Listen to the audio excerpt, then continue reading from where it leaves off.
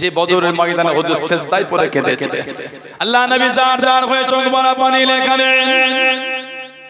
ও নবী আল্লাহ, আজকে দিনে যদি ফিরে যায়, দিন মানার কেউ থাকবে না, ইসলাম মানার কেউ থাকবে না। আল্লাহ আপনার ওয়াদানিয়াত মানার কেউ থাকবে না। আমি নবী, আমাকে মানার কেউ থাকবে না। ইসলামে ঝান্ডা ধরার কেউ থাকবে না। আল্লাহ নবী জার জার হয়ে কাঁদেন, চোখের পানি ফেলে ফেলে কাঁদেন। ও জবানকে ও আমার মুরব্বি বাবারা, আল্লাহ নবী সাল্লাল্লাহু আলাইহি ওয়াসাল্লাম হুজুরের কাছে দাঁড়িয়ে গেলেন, হুজুরের পাশে দাঁড়িয়ে গেলেন। হযরত মিকদাদ রাদিয়াল্লাহু তাআলা আনহু কে হযরত মিকদাদ আল্লাহ নবী খন্দকের জমিনে আল্লাহ নবী সাহাবাদের কাঁধে কাঁধ মিলিয়ে মাটিটা বইতে লেগে দেন, মাটিটা সরাতে লেগে দেন। খন্দকের জমিনে গর্ত খুঁড়ে খুঁড়ে আল্লাহ নবী নিজে মাথায় করে সাহাবাদের সাথে মাটিটা বল। আল্লাহ নবী নূরের বাদানটা ধুলো হয়ে গেল, মাটি ঝরে ঝরে পড়ে গেল।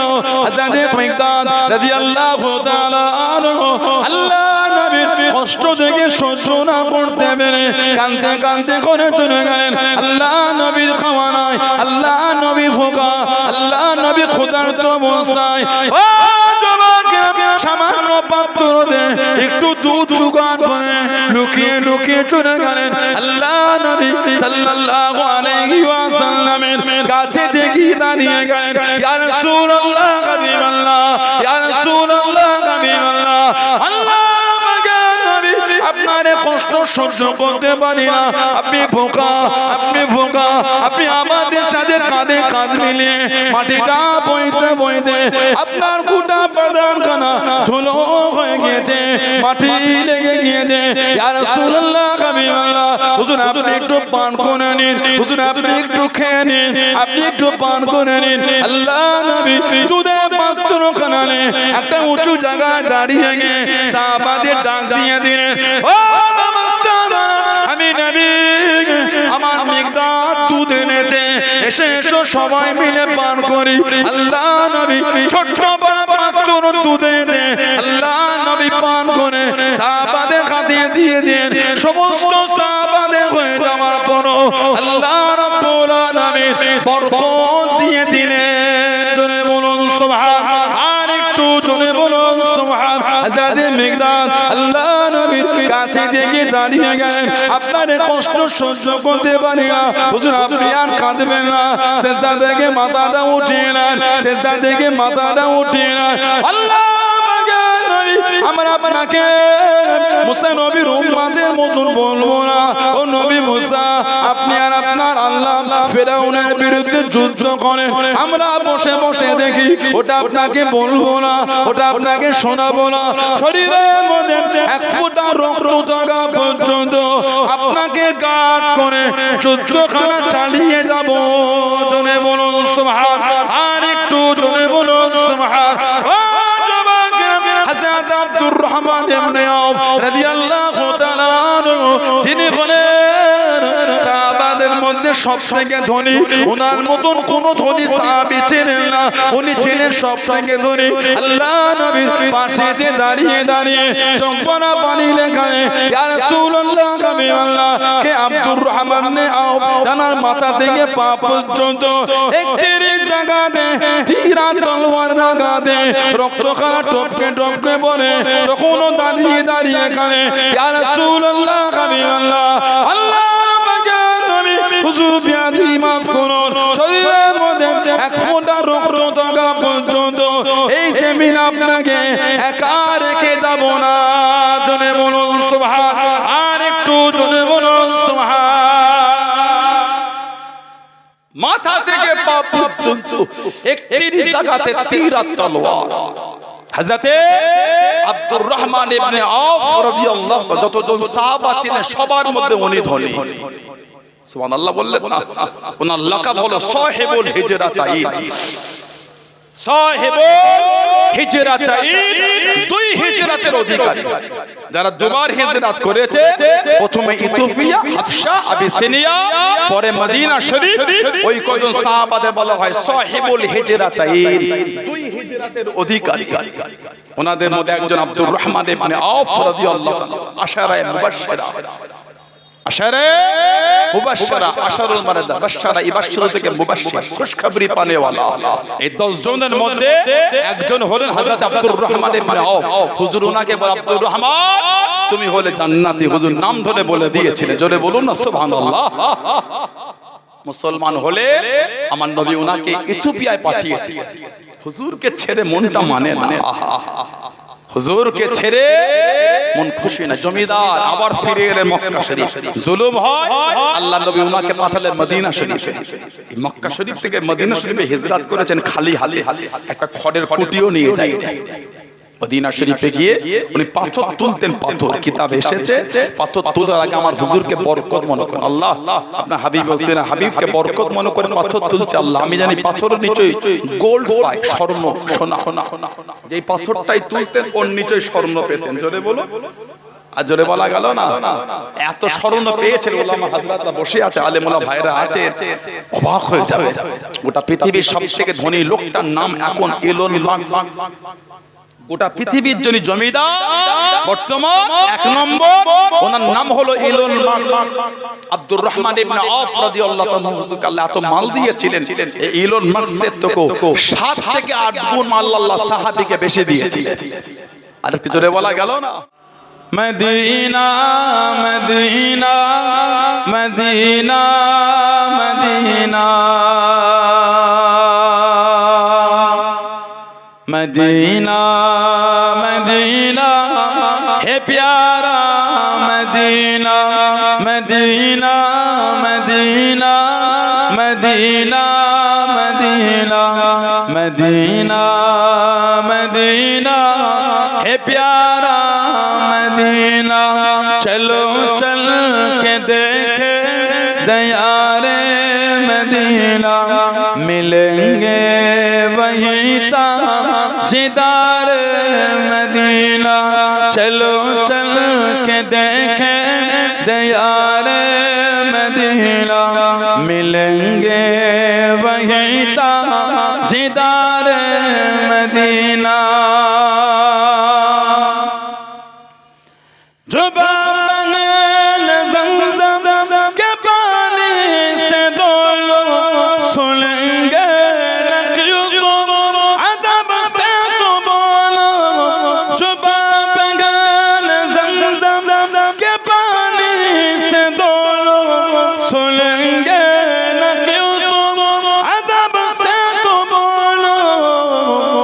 मुजरिम वहाँ का मुझे साथ लेना मैं मुजरिम वहाँ का मुझे साथ लेना मदीना मदीना है प्यारा Medina Medina Medina Medina Medina Medina Medina है प्यारा मदीना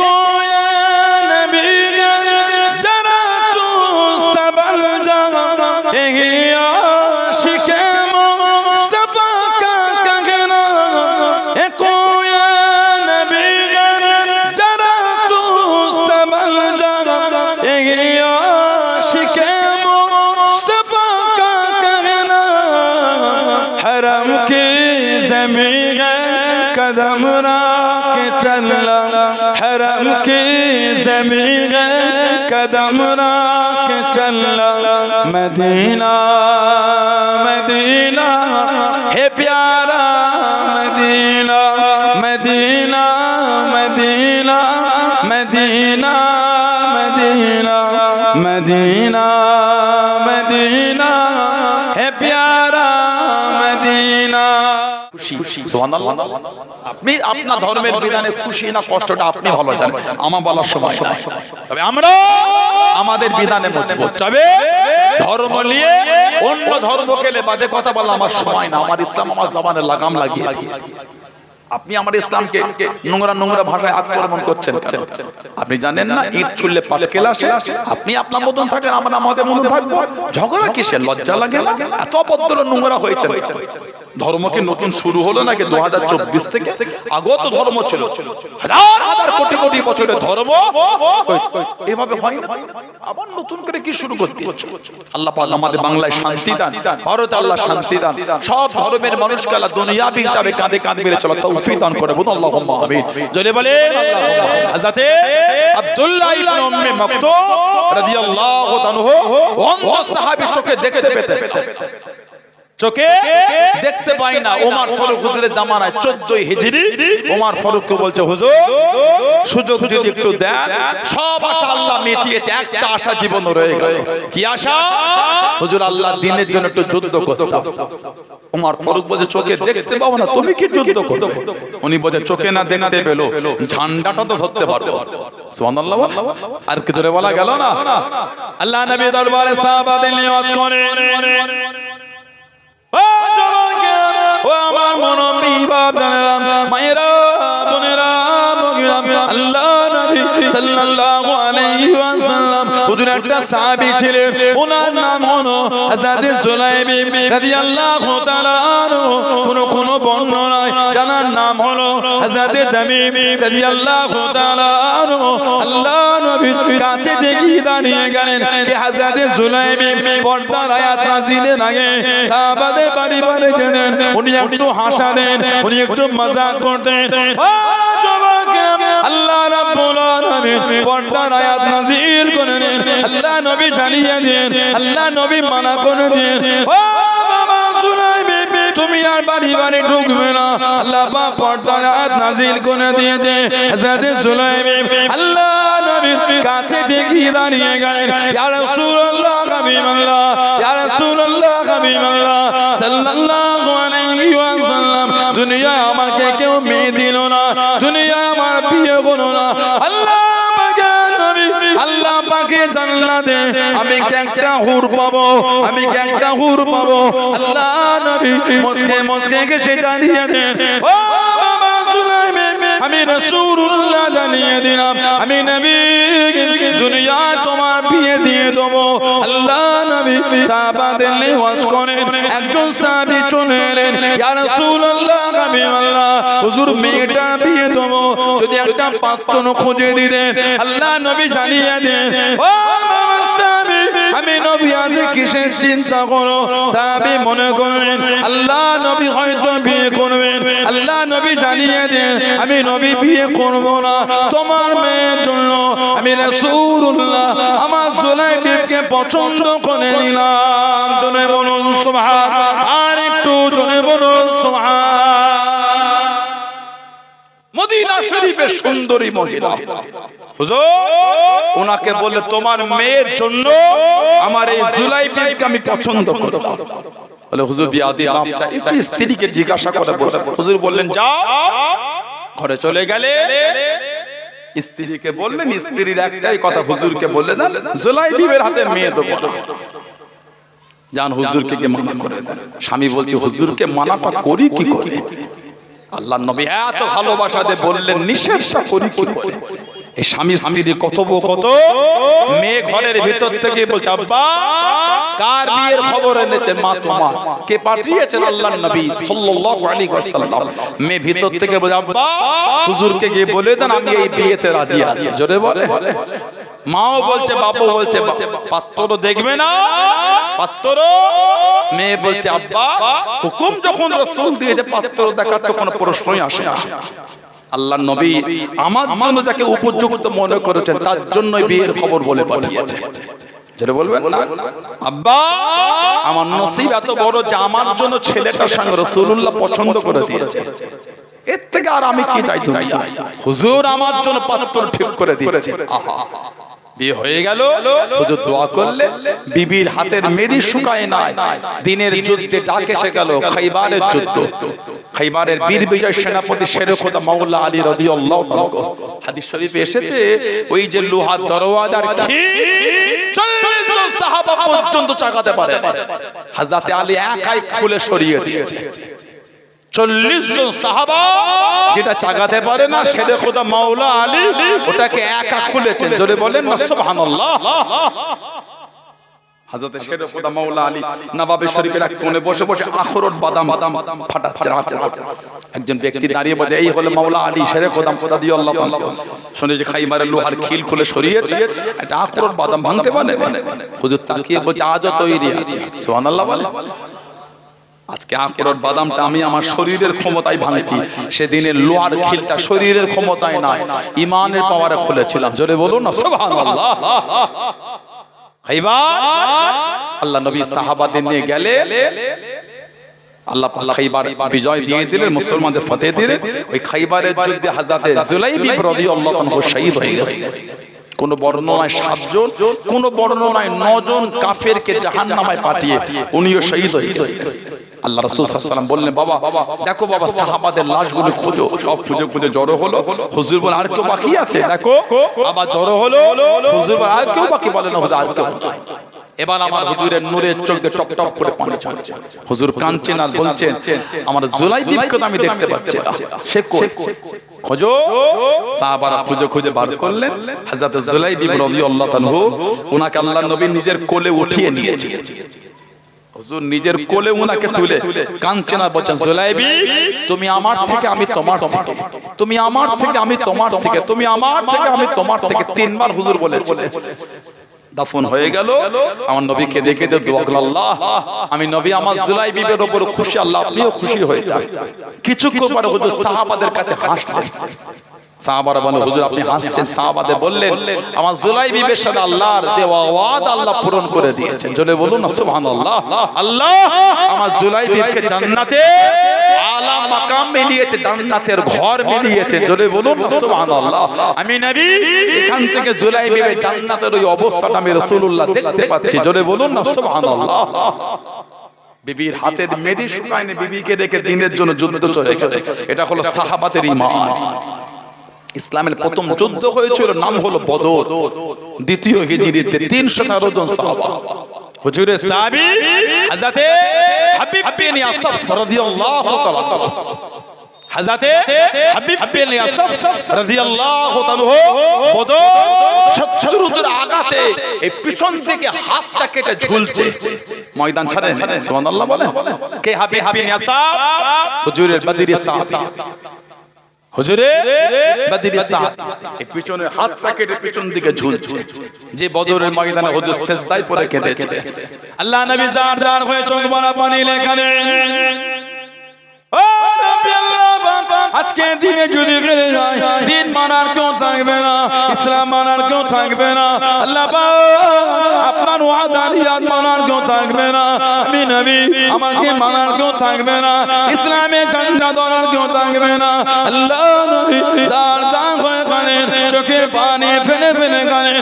ও জবানকে ও আমার মুরব্বি বাবারা, আল্লাহ নবী সাল্লাল্লাহু আলাইহি ওয়াসাল্লাম হুজুরের কাছে দাঁড়িয়ে গেলেন, হুজুরের পাশে দাঁড়িয়ে গেলেন। হযরত মিকদাদ রাদিয়াল্লাহু তাআলা আনহু কে হযরত মিকদাদ আল্লাহ নবী খন্দকের জমিনে আল্লাহ নবী সাহাবাদের কাঁধে কাঁধ মিলিয়ে মাটিটা বইতে লেগে দেন, মাটিটা সরাতে লেগে দেন। খন্দকের জমিনে গর্ত খুঁড়ে খুঁড়ে আল্লাহ নবী নিজে মাথায় করে সাহাবাদের সাথে মাটিটা বল। আল্লাহ নবী নূরের বাদানটা ধুলো হয়ে গেল, মাটি ঝরে ঝরে পড়ে গেল। হযরত মিকদাদ রাদিয়াল্লাহু তাআলা আনহু আল্লাহ নবীর কষ্ট দেখে সহ্য না করতে পেরে কাঁদতে কাঁদতে করে চলে গেলেন। আল্লাহ নবীর খাওয়া নাই, আল্লাহ নবী ভোকা, আল্লাহ নবী ক্ষুধার্ত অবস্থায় ও যুবকরা সামান্য পাত্রতে একটু দুধ জোগাড় করে লুকিয়ে লুকিয়ে চলে গেলেন। আল্লাহ নবী সাল্লাল্লাহু আলাইহি ওয়াসাল্লামের কাছে দেখি দাঁড়িয়ে গেলেন। ইয়া রাসূলুল্লাহ হাবিবাল্লাহ, ইয়া রাসূলুল্লাহ হাবিবাল্লাহ, আল্লাহ আপনার কষ্ট সহ্য করতে পারি না। আপনি ভোকা, আপনি ভোকা, আপনি আমাদের সাথে কাঁধে কাঁধ মিলিয়ে মাটিটা বইতে বইতে আপনার গোটা বাদানখানা ধুলো হয়ে গিয়েছে, মাটি লেগে গিয়েছে। ইয়া রাসূলুল্লাহ হাবিবাল্লাহ, হুজুর আপনি একটু পান করে নিন, হুজুর আপনি একটু খেয়ে নিন, আপনি একটু পান করে নিন। আল্লাহ নবী দুধের পাত্র খানালে একটা উঁচু জায়গায় দাঁড়িয়ে গিয়ে সাহাবাদের ডাক দিয়ে দিলেন, ও আমি নবী, আমার মিকদাদ দুধ এনেছে, এসে এসো সবাই মিলে পান করি। আল্লাহ নবী ছোট্ট বড় পাত্র দুধ এনে আল্লাহ নবী পান করে সাহাবাদের হাতে দিয়ে দেন। সমস্ত সাহাবাদের হয়ে যাওয়ার পর আল্লাহ রাব্বুল আলামিন বরকত দিয়ে দিলেন। জোরে বলুন সুবহান। আর একটু জোরে বলুন সুবহান। হযরত মিকদাদ আল্লাহ নবীর কাছে থেকে দাঁড়িয়ে গেলেন, আপনার কষ্ট সহ্য করতে পারি না হুজুর, আপনি আর কাঁদবেন না। সিজদা থেকে মাথাটা উঠিয়ে নেন, সিজদা থেকে মাথাটা উঠিয়ে নেন। আল্লাহ আমরা আপনাকে মুসা নবীর উম্মতের মতন বলবো না, ও নবী মুসা আপনি আর আপনার আল্লাহ ফেরাউনের বিরুদ্ধে যুদ্ধ করেন, আমরা বসে বসে দেখি, ওটা আপনাকে বলবো না, ওটা আপনাকে শোনাবো না। শরীরের মধ্যে এক ফোঁটা রক্ত থাকা পর্যন্ত আপনাকে গার্ড করে যুদ্ধখানা চালিয়ে যাব। জোরে বলুন সুবহান। আর একটু জোরে বলুন সুবহান। হযরত আব্দুর রহমান ইবনে আওফ রাদিয়াল্লাহু তাআলা আনহু, যিনি হলেন সাহাবাদের মধ্যে সবথেকে ধনী, ওনার মতন কোন ধনী সাহাবী ছিলেন না, উনি ছিলেন সবথেকে ধনী। আল্লাহ নবীর পাশে দাঁড়িয়ে দাঁড়িয়ে চোখে পানি লেখায়, ইয়া রাসূলুল্লাহ আমি আল্লাহ কে আব্দুর রহমান ইবনে আওফ জানার মাথা থেকে পা পর্যন্ত একটি জায়গাতে তীর তলোয়ার লাগাতে রক্তখানা টপকে টপকে বলে, তখনও দাঁড়িয়ে দাঁড়িয়ে কানে, ইয়া রাসূলুল্লাহ আমি আল্লাহ আল্লাহ হুজুর বিয়াদি মাফ করুন, শরীরের মধ্যে এক ফোঁটা রক্ত থাকা পর্যন্ত এই জমিন আপনাকে একা রেখে যাব না। জোরে বলুন সুবহান। আর একটু জোরে বলুন সুবহান। মাথা থেকে পা পর্যন্ত একটি জায়গাতে তীর আর তলোয়ার। হযরতে আব্দুর রহমান ইবনে আওফ রাদিয়াল্লাহু তাআলা যতজন সাহাবা ছিলেন সবার মধ্যে উনি ধনী। সুবহানাল্লাহ বললেন না? ওনার লাকাব হলো সাহেবুল হিজরাতাইন। সাহেবুল হিজরাতাইন, দুই হিজরাতের অধিকারী, যারা দুবার হিজরত করেছে, প্রথমে ইথিওপিয়া, হাবশা, আবিসিনিয়া, পরে মদিনা শরীফ, ওই কয়জন সাহাবাদের বলা হয় সাহেবুল হিজরাতাইন, দুই হিজরাতের অধিকারী। ওনাদের মধ্যে একজন আব্দুর রহমান ইবনে আওফ রাদিয়াল্লাহু তাআলা, আশারায়ে মুবাশশিরা, আশারুল মারাদা, বাশশারা ইবাশশিরু থেকে মুবাশশির, খুশখবরি পানে ওয়ালা। এই 10 জনের মধ্যে একজন হলেন হযরত আব্দুর রহমান ইবনে আওফ। হুজুর ওনাকে বলে, আব্দুর রহমান তুমি হলে জান্নাতি। হুজুর নাম ধরে বলে দিয়েছিলেন। জোরে বলুন না সুবহানাল্লাহ। মুসলমান হলে আমার নবী ওনাকে ইথিওপিয়ায় পাঠিয়ে, হুজুরকে ছেড়ে মনটা মানে না, হুজুরকে ছেড়ে মন খুশি না। জমিদার আবার ফিরে এলেন মক্কা শরীফ, জুলুম হয়, আল্লাহ নবী ওনাকে পাঠালেন মদিনা শরীফে। এই মক্কা শরীফ থেকে মদিনা শরীফে হিজরত করেছেন খালি হাতে, একটা খড়ের খুঁটিও নিয়ে যায়নি। মদিনা শরীফে গিয়ে উনি পাথর তুলতেন। পাথর কিতাবে এসেছে, পাথর তোলার আগে আমার হুজুরকে বরকত মনে করেন। আল্লাহ আপনার হাবিব হোসেন হাবিবকে বরকত মনে করে পাথর তুলছে। আল্লাহ আমি জানি পাথরের নিচে গোল্ড পায়, স্বর্ণ, সোনা। যেই পাথরটাই তুলতেন ওর নিচে স্বর্ণ পেতেন। জোরে বলো। আর জোরে বলা গেল না? এত স্বর্ণ পেয়েছেন, ওলামা হযরতরা বসে আছে, আলেমুলা ভাইরা আছে, অবাক হয়ে যাবে। গোটা পৃথিবীর সবথেকে ধনী লোকটার নাম এখন ইলন মাস্ক। গোটা পৃথিবীর জন্য জমিদার বর্তমান 1 নম্বর, ওনার নাম হলো ইলন মাস্ক। আব্দুর রহমান ইবনে আওফ রাদিয়াল্লাহু তাআলা হুজুরকে আল্লাহ এত মাল দিয়েছিলেন, এই ইলন মাস্কের থেকে 7 থেকে 8 গুণ মাল আল্লাহ সাহাবীকে বেশি দিয়েছিলেন। আর কি জোরে বলা গেল না? এত গোল্ড স্বর্ণ রেখে গেছিলেন।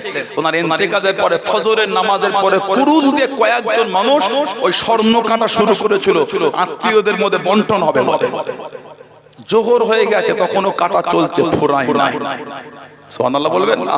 যারা কুরুল দিয়ে গোল্ড স্বর্ণ কেটেছিল ওনাদের হাতে ফুসা এসে গেছিল, কুরুল দিয়ে গোল্ড কেটেছে স্বর্ণ। কে? আব্দুর রহমান ইবনে আওফ রাদিয়াল্লাহু আনহু। ওনার ইন্তেকালের কিছুদিন আগে 4 লক্ষ দিরহাম, 4 লক্ষ দিরহাম এত দামি একটা খেজুরের বাগান উম্মাহাতুল মুমিনিন আমাদের আম্মাজান মানে আমার হুজুরের আহলিয়াদের জন্য উনি হাদিয়া করে গেছিলেন। জোরে বলে 4 লক্ষ দিরহাম। আর বিয়ের দিনমোহর সবথেকে কম কত দিরহাম? আকল মোহর 10 দিরহাম। সবথেকে কম হলো কত দিরহাম? 10 দিরহাম। এই 10 দিরহাম বর্তমান রূপোর যে দাম বেড়েছে, বর্তমান রূপোর যে দাম বেড়েছে এই অনুযায়ী আপনার দিনমোহর কম বেশি কত? 2700 কত 2200 10 থেকে 11,000 নিচে দিনমোহর হবে না। কিসের 2200? 10 থেকে 11,000 এর নিচে দিনমোহর হবে না। যেভাবে রূপোর দাম যেভাবে বেড়েছে আমি হিসাব দেখছিলাম, আপনার ওই 27 গ্রাম বা 29 গ্রাম 7 পয়েন্ট 29 গ্রাম 7 পয়েন্ট রূপো যা দাম হবে এর নিচে আর দিনমোহর বাঁধা যাবে। কোথায় 2200 টাকা? ও তো আমাদের একটা মুখের চলন। দাও না 2000 টাকা ভিক্ষা দিচ্ছেন নাকি? কিছু বুঝতে পারেন? 1 লাখ 1.5 লাখ 2 লাখ প্যান্ডেল লাইটিং করেছো, বিবিকে 20,000 দিতে পারো না? বড় ড্রেস কিনতে পেরেছো 10,000 টাকা থেকে, বিবিকে 12,000 দিতে পারো না? ঠিক বলছি না ভুল বলছি? সব হলো দিনমোহরের জায়গায় থাকাই হচ্ছে কেন? কিপ্টেমি। বউকে ভিক্ষা করতেছে না বউটা, ওটা আপনার বিবি সারা জীবন আপনার সাথে জীবন কাটাবে ওই মেয়েটা। এটা হলো আপনার বিবির সম্মান, আল্লাহ শরীয়তের বিধান। এটা 29 গ্রাম 7 পয়েন্ট রূপো যা দাম হবে ওর নিচে দিনমোহর বাঁধা যাবে না। ইন্দানা আবু হানিফা রাহমাতুল্লাহ ইন্দানা আমাদের নিকটে, হানাফদের নিকটে 29 গ্রাম 7 পয়েন্ট। আল্লাহ আমাদের শরীয়তের বিধান সঠিকভাবে বোঝার তৌফিক দাও, বলো আল্লাহুম্মা আমিন। বিয়ে পড়াবার সময় যখন ইমাম সাহেব বলে কত বাঁধবো, পাশ থেকে ওই ছেলেটার বোনাই একটু পাকামো করে বলে দাও না 4,000 টাকা বেঁধে দাও না, জিনিস মূল্য দাম বেড়েছে তো 4,000 টাকা দিতে হয়। কত পাকা দেখেছো? কথা বলছে না এখন পাকামো ছাড়া দ্বিতীয় কিছু না। সেদিকে আজ বললো হুজুর এই বিয়ের কথা যখন হয়েছিল 4,000 টাকা কথা হয়েছিল, এখন বিয়ে পড়াতে হুজুর কি হবে? এমন না, তখন যদি বিয়ে পড়িয়ে ফেলতো তাহলে ওতেই কাঁদে। কি ঠিক না ভুল বলছি? এখন তো বিয়ে পড়া, তখন তো বিয়ের কথা হয়েছে, পড়ানো হয় না।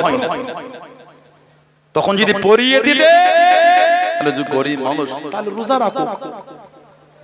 ওলামা আছে বলো সাহাবীর হুজুর বিয়ে করব, হুজুর দিনমোহর দিবার ক্ষমতা আছে না? রোজা রেখো। ফাজিল আমরা পড়েছি হয় না? হুজুর বললেন রোজা রেখো, মানে রোজা রাখলে পুরুষ মানুষের শরীরে যে চাহিদা সেটার মধ্যে একটা হার্স পায়, বৃদ্ধি পায়। যদি দিনমোহর দিবার ক্ষমতা না থাকে রোজা রাখে। 60,000 এর আইফোন লে ঘুরতে পেরেছো, বিবির 15,000 দিনমোহর দিতে পারো না? তার মানে গরিব না। কিছু কিছু মানুষের ওটা হলো পাকামো। এত টাকা বউকে দিতে হবে 20,000 টাকা কেন? গোটা গ্রামের লোককে দাওয়াত করে 1.5 লাখ খরচা করে গরু জবাই করে খাওয়াতে পেরেছো, কিপ্টমি হয় না তো? শরীয়তের বিধান মানতে কিপ্টমি হচ্ছে কেন? এই কি চিন্তা? আবার কিছু কিছু লোক এইখানে গাফিলতি দেয়, 20 বছর বিয়ে হয়েছে দিনমোহর মিটাই না, হালখাতা করো হচ্ছে। নাউজুবিল্লাহ বলে আল্লাহ নারাজ হয়ে যাবে। কোন স্বামী যদি ভাবে বিবি দিনমোহর দেব না, শরীয়তের বিধান, ওই ছেলেটার জন্য মেয়েটা হারাম। কোন স্বামী যদি ভাবে আমি আমার বিবিকে দিনমোহর দেব না, আল্লাহ শরীয়তের বিধান, ওই ছেলেটার জন্য মেয়েটা হারাম। সম্পর্ক করলে জিনা হবে। যাদের বাকি আছে হাত জোর করে বলছি মিটিয়ে দেন, আজকে মিটিয়ে দেবে না কালকে মিটিয়ে দেবে। কি শুরু হয়ে গেল? 40 বছর পর ঘর সংসারে পরে ইন্তেকাল হয়ে খাটে সাদা কাফন টাপড় টান টান হয়ে শুয়ে আছে, তখন ইমামটা গিয়ে আলেম ওলামা ভাইগুলো গিয়ে বলছে ছেলেটাকে তোর আম্মাকে বল বাপকে দিনমোহরটা মাফ করে দেয়। 3 তলা বাড়ি হলো, 3টে ঘরে এসি লাগানো, একটা দামি মোটরসাইকেল, একটা এসি গাড়ি, সে কঠিন অবস্থা, মাঠে কত বিঘে জমি। ওই লোকটার জন্য ইমামটা বলছে মাকে বল না তোর বাপকে দিনমোহর মাফ করে দেয়। ঠিক বলছি না ভুল বলছি? এগুলো হলো শরীয়তের বিধান মানার জায়গায় ক্যাজুয়াল ছাড়া দ্বিতীয় কিছু না। সব হলো। আপনি জানেন এসআইআর এর নোটিশের জন্য রাত 1টার সময় ঘরে এসেছে ওই তালপুকুর বাজার থেকে, এত কাগজের জেরক্স করার লাইন পড়েছে। রাত 1টায় সব কাগজ রেডি করে সকালে যাবে ওটা ঘুম থেকে আগে তো পুরো ফ্রেশ করে ফেলেছে। ওই আর কি কি লাগবে রে, দেখ না কি কি লাগবে দেখ না, একজন থেকে পুরো অ্যাটার্জি মাথায় করে বলে যা লাগবে সব দাদু দাদু করে মাটিও দেবো, যা হয় হবে। কথা বলে না আল্লাহ জুলুম থেকে আল্লাহ আমাদের হেফাজত করবে। আল্লাহুম্মা আমিন। এখন জুলুম একটা 100 জন মুসলমানদের মধ্যে 80 জন মুসলমানের কাছে নোটিশ সরিয়ে আছে। আমি এটা বলবো যে হিন্দু ভাইদের কাছে যাই না, আমি অত নোংরা লোক না, ধর্মের বিভাজন আমি করতে চাই না। আমার বলার উদ্দেশ্য কি শুধু হলো নির্বাচন কমিশনার বললেন যারা 2002 ভোটার লিস্টে নাম ছিল তাদের তো যাবে না, তাদের বাচ্চাদেরও যাবে। বাচ্চা তো দূরের কথা, তাদেরও চলে যাচ্ছে। ঠিক না ভুল বলছি? নির্বাচন কমিশন দ্বিচারিতা করেছে। দায়িত্বপ্রাপ্ত জায়গায় থেকে এত অভদ্র মতো ব্যবহার করতে হয় না, একটু নম্র হন, ভদ্র হন।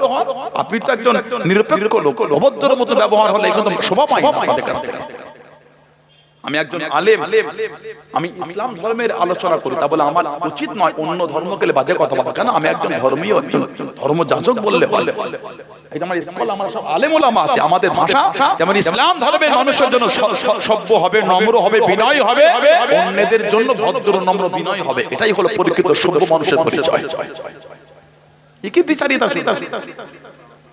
আলহামদুলিল্লাহ মোবাইল পেয়ে গেছে, আলহামদুলিল্লাহ বলে যিনি ফিরিয়ে দেন আল্লাহ তাআলা দুনিয়া তো শান্তি দান, আল্লাহ তাআলা আখিরাতে শান্তি দান। আল্লাহুম্মা আমিন বলে আল্লাহ ওনার হালাল মালে বরকত দেন, আল্লাহ ওনার কিসমত বড় করে দেন, আল্লাহ ওনাকে এই সততা তওবার উপর আল্লাহ মরণ পর্যন্ত কায়েম থাকা তৌফিক দান করে দেন। আল্লাহুম্মা আমিন।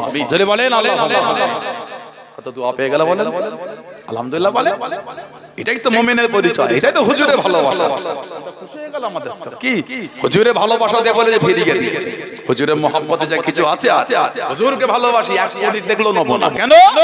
1 কোটি আমার কাছে বড় জিনিস নয়, হুজুরের মহব্বতটা আমার কাছে বড় জিনিস। সুবহানাল্লাহ বলবেন না? হুজুরের সাহাবী ছিলেন আব্দুল্লাহ ইবনে হুযাফা as-সাহাবী রাদিয়াল্লাহু তাআলা। পারস্য সম্রাট বলে আব্দুল্লাহ, এই পারস্য সাম্রাজ্যের আমি বাদশা, তুমি যদি ইসলাম ধর্ম ছেড়ে দাও আমি একা না তুমিও বাদশা হয়ে যাবে, আর আমার যে সম্পদ আছে ওর অর্ধেক তোমার অর্ধেক আমার। আব্দুল্লাহ ইবনে হুযাফা সাহাবী বলে পারস্য সম্রাট, পুরা পারস্য জমিন যদি আমার নামে লিখে দাও, গোটা আরব যদি আমার নামে লিখে দাও, এক লম্হা একটা মুহূর্তের জন্য আমার অন্তর থেকে ইমানের নূর মুছতে পারবে না। জোরে বলে আর কি জোরে বলা গেল না? এটাই তো পরিচিত ঈমানদার। আলহামদুলিল্লাহ বলে সত্যি মনটা খুশি হয়ে গেল। আল্লাহ পাক ভাইটাকে কবুল করে, আল্লাহকে নামাজি করে দেন, আল্লাহ হুজুরের গোলাম হিসাবে কবুল করে। বলুন আল্লাহুম্মা আমিন। জোরে বলেন আল্লাহুম্মা আমিন। আমার ভাইয়েরা, বাপজানেরা, ছেলেরা, যুবকেরা, মুরব্বিরা, শরীয়তের বিধানে মাযাক করবেন না। যাদের দেনমোহর বাকি আছে মিটিয়ে দেবেন। আর বিয়ের আগে সব দেখছেন, ওই বাজারে মাছের দাম জিজ্ঞাসা করেন, ওই বাজারে মাছের দাম, ওই বাজারে মাছের দাম। দেনমোহর বাঁধার আগে একবার দেখবেন না রূপটার দাম কি চলছে? আলেম ওলামাদের নিজেদের তো বার করতে হবে।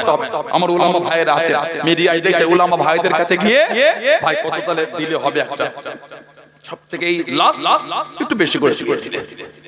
ঠিক বলছে না ভুল বলছে? আল্লাহ আমাদের শরীয়তের এই নিয়মগুলোকে আল্লাহ সঠিকভাবে পালন করে চলা তৌফিক দান করুন। আল্লাহুম্মা আমিন। হযরতে আব্দুর রহমান ইবনে আউফ রাদিয়াল্লাহু আনহু এত মাল আল্লাহ ওনাকে দিয়েছিলেন, 4 জন স্ত্রী রেখে গেছিলেন। 4 জন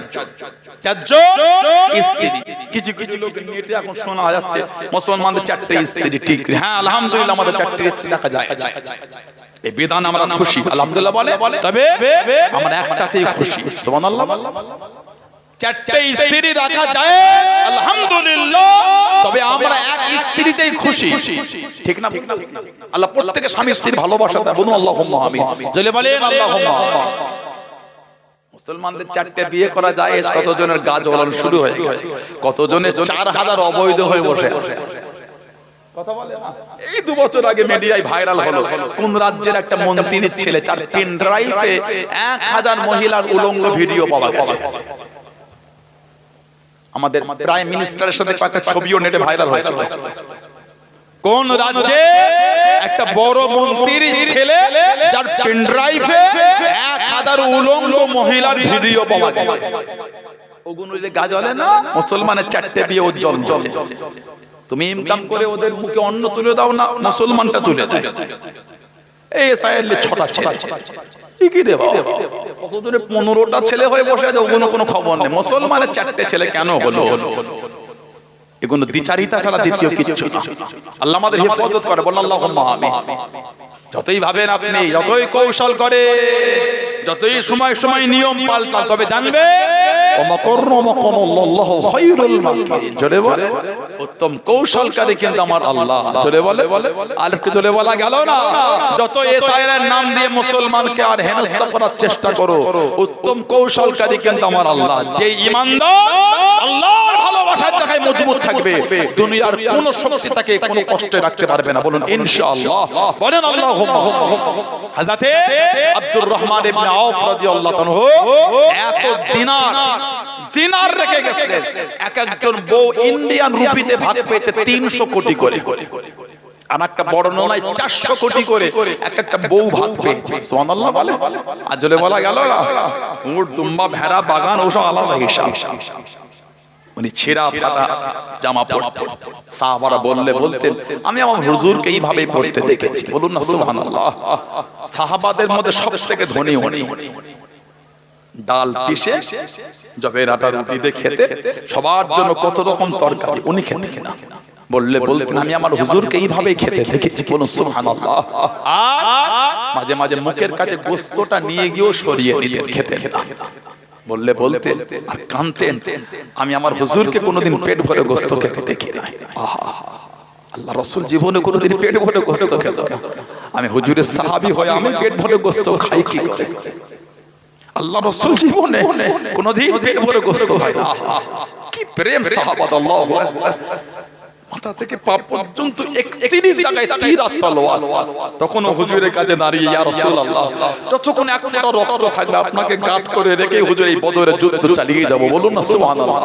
বলেন আলহামদুলিল্লাহ সেই যুদ্ধে হযরত হাবিব বিন আসাফ রাদিয়াল্লাহু আনহু এই পিছনের হাতটা কেটে ঝুলছে ময়দান ছাড়ছে না তখন ময়দানে দাঁড়িয়ে আছে জোরে বলবেন না সুবহানাল্লাহ আমার হুজুর খবর পেলেন হুজুর গিয়ে ওই হাতটাকে ধরে হুজুর দোয়া করলেন ফু দিলেন আল্লাহ ওনাকে সুস্থ করে দিলেন উনি আবার যুদ্ধ করেছেন যে হুজুরকে মেরেছিল হুজুর তাকে মেরে জাহান্নামে পাঠিয়েছে হুজুর ময়দান ছাড়ে না জোরে বলেন সুবহানাল্লাহ উহুদে হুজুরের সাহাবী আল্লাহ নবী সাল্লাল্লাহু আলাইহি ওয়াসাল্লাম সাহাবী উহুদের ময়দান শত্রুদের আঘাতে চোখটা বার হয়ে ঝুলে গেছে হুজুরের সাহাবী চোখ বার হয়ে ঝুলছে হুজুরের কাছে গেলেন হুজুর বলেন দোয়া করলে যদি ভালো হয়ে যাবে থাক আখিরাতের জন্য ভালো না হুজুর দোয়া করে আল্লাহ নবী সাল্লাল্লাহু আলাইহি ওয়াসাল্লাম ওই চোখটা তুলে হুজুর দোয়া করে দিলেন হুজুরের সাহাবী বলছেন যে চোখটা ভালো ছিল তার চাইতে হুজুর যেই চোখটা হাত দিয়ে দোয়া করে ওই চোখটা আমি আরো ভালো দেখতে পেতাম বললেন আলহামদুলিল্লাহ আমার ভাইয়েরা বাপজানেরা ছেলেরা যুবকেরা মুরব্বিরা আব্দুল্লাহ ইবনে উম্মে মাকতুম রাদিয়াল্লাহু আনহু ওমর ফারুককে বলে হুজুর সব আশা আল্লাহ মিটিয়েছে একটাই শখ বাকি আছে শখটা হলো আল্লাহ দ্বীনের জন্য যুদ্ধ করব হুজুর বলে চোখে দেখতে পাবো না অন্ধ তুমি কি যুদ্ধ করবে উনি বলে অন্ধ হলো ঝান্ডাটা তো ধরতে পারতে হুজুর কে সামনের দিক থেকে আসলো আর কে গেল দেখতেও পাবো না ভয় লাগবে না ঝান্ডাও না পাবো না সুবহানাল্লাহ বললেন আহা কি ঈমান সাহাবা উনি যুদ্ধের ময়দানে ঝান্ডালে চলে গেলে ওই যুদ্ধে উনি শহীদ হয়ে গেছেন 14 হিজরি ইন্না লিল্লাহি ওয়া ইন্না ইলাইহি রাজিউন কিতাবে এসেছে ওনার লাশ যখন পাওয়া গেল তখন বুকের মধ্যে ঝান্ডাটা জড়িয়ে নিয়েই শুয়ে আছে বলুন সুবহানাল্লাহ সেই সাহাবাদের জীবনী পড়ে সেই সাহাবাদের ভালোবাসা থেকে শিক্ষা নেন দাবি করলে হয় না আল্লাহ আমাদের কবুল করেন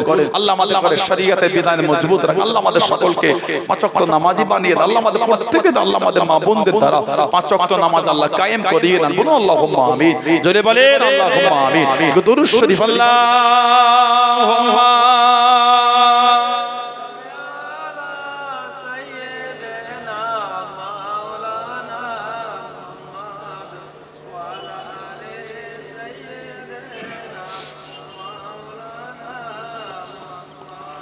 Medina Medina Medina Medina Medina Medina হে প্যারা Medina Medina Medina Medina Medina Medina Medina है प्यारा मदीना चलो चल के देखे दयारे मदीना मिलेंगे वहीं ताजदार मदीना चलो चल के देखे दयारे मदीना मिलेंगे वहीं ताजदार मदीना जो बाबल ज़मज़म के पानी से दो सुनेंगे नकियों को अदब से तो बोलो जो बाबल ज़मज़म के पानी से दो सुनेंगे नकियों को अदब से तो बोलो मैं मुजरिम हूँ वहाँ का मुझे साथ लेना मैं मुजरिम हूँ वहाँ का मुझे साथ लेना मदीना मदीना है प्यारा Medina Medina Medina Medina Medina Medina Medina है प्यारा मदीना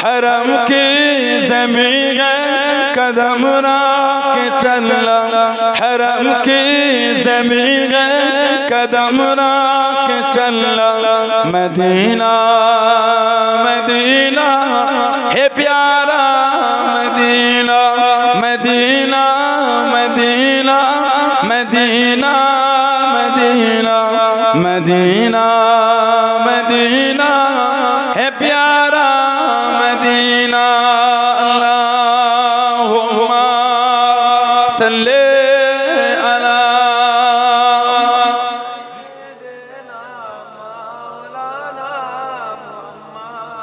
वला आले सय्यदना সাল্লাল্লাহু আলাইহি ওয়াসাল্লাম আমার ভাইয়েরা বাপজানেরা ছেলেরা যুবকেরা মুরব্বিরা মায়েরা বোনেরা মেয়েরা মুরব্বিরা ভালো হন শরীয়তের মধ্যে আসেন মনটাকে ভালো করেন মরো আমার আপনার একদিন হবেই হবে এই হিজলা গ্রামে এবং যারা জানা যে গ্রাম থেকে প্রত্যেকের গ্রামে মসজিদের বাইরে বা মক্তবে মাদ্রাসা নিচেই হোক বা উপরে আংটা করে লোহার এস করে খাটিয়াটা কিন্তু ঝুলছে কিছু কিছু খাটিয়ার কাছে দেখবেন ঝুল হয়ে গেছে ঝুল বোঝে তার মানে অনেকদিন ব্যবহার হয় খাটিয়াটা অনেকদিন নিচে নামে মানে এলাকায় অনেকদিন কেউ ইন্তেকাল আল্লাহ প্রত্যেকের হায়াত দারাজ করে বলুন আল্লাহুম্মা আমিন বলেন আল্লাহুম্মা আমিন হায়াতের দোয়া চাইতে হয় যাতে করে বেশি বেশি ইবাদত করতে পারি মওতের দোয়া চাইতে হয় না মওতের দোয়া চাওয়া নিষেধ আছে হায়াতের দোয়া চাই কেন এই নিয়তে বিয়াদব বেশি করে বলে মানে বেশি করে আল্লাহর ইবাদত করতে পারি হুজুরের উপর সালাম পড়তে পারি দরুদ শরীফ পড়তে পারি বলুন আলহামদুলিল্লাহ মসজিদের এই খাট মাদ্রাসার খাট আপনি জানেন যার জন্য নেমে ঝুলগুলি পরিষ্কার হবে যে শোবে প্রথমে ওটা আপনিও হতে পারেন আমিও হতে পারি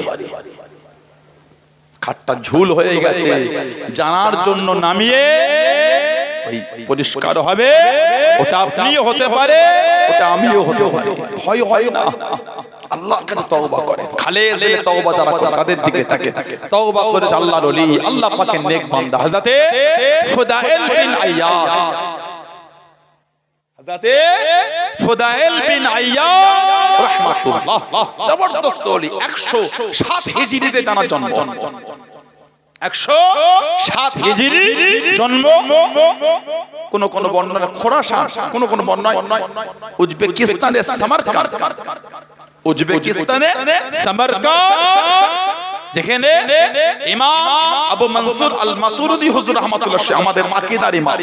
আমরা ফিকহি দিক দিয়ে হানাফি, আমরা ফিকহি হিসাবে কি হানাফি, আর আকীদায় মাতুরিদি ইমাম আবু মনসুর আল মাতুরিদি রাহমাতুল্লাহ। আমি গত ডিসেম্বর মাস 26-27 তারিখ করে ফিরলাম উজবেকিস্তান থেকে। পুরো সামারকান্দ শহরে মাজার আমাদের আকীদার ইমাম আবু মনসুর আল মাতুরিদি হুজুর রাহমাতুল্লাহ। পাশেই আমরা মাজারে আরো জিয়ারত করলাম। তারপর ওখান থেকে অল্প দূরে খালতানিকা গেলাম ইমাম বুখারী হুজুরের ওখানে, হযরত আবু আব্দুল্লাহ মুহাম্মদ ইবনে ইসমাঈল বুখারী হুজুর রাহমাতুল্লাহ। জানাকে আল্লাহ পাক বুখারী শরীফে মুসান্নিফ বানিয়েছে, আলহামদুলিল্লাহ। এত আল্লাহ দরজা আল্লাহ ওনাকে দিয়েছে। প্রথম জীবনে চোখে দেখতে পাচ্ছে কানা, মা দোয়া করতেন। ইব্রাহিম আলাইহিস সালাম স্বপ্নে বলেছিলেন, যাও তোমার মুহাম্মাদের চোখ আল্লাহ ভালো করে দিয়েছে। মা গিয়ে দেখি ইমাম বুখারীর চোখ আল্লাহ ভালো করে দিয়েছে। জোরে বলুন না সুবহানাল্লাহ। আমাদের মাজারের গেট লাগিয়ে দিয়েছি।